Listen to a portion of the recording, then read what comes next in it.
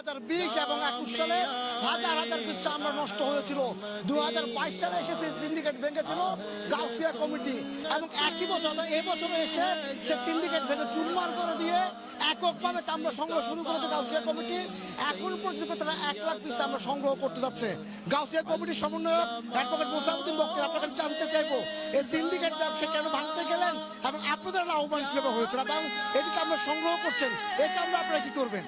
Syndicate ব্যবসার কারণেই চামড়ার মূল্য পাচ্ছিল না, মোটেও না। এবং আমাদের চামড়া শিল্প দেশের একটা বড় সম্পদ, এটা নষ্ট হয়ে যাচ্ছিল এবং গরিবরা তাদের হক থেকে বঞ্চিত হচ্ছিল। তাই আমরা মনে করেছিলাম যে এটা একটা কিছু করা দরকার। গাউসিয়া কমিটির উপর মানুষের আস্থা আছে, আমরা মাঠে নেমেছি, আমরা যা ভেবেছিলাম তাই হয়েছে। মানুষ আমাদেরকে সাড়া দিয়েছে, সমর্থন দিয়েছে। আমরা সেই গত বছর আমাদের চামড়া, একটা চামড়া আমরা নষ্ট হতে দিই নাই। মানুষ সেটা জেনেছে, এইভাবে জানে যে আমরা কোনো চামড়া নষ্ট করবো না। তাই তারা আমাদেরকে ডেকে দিচ্ছে। আর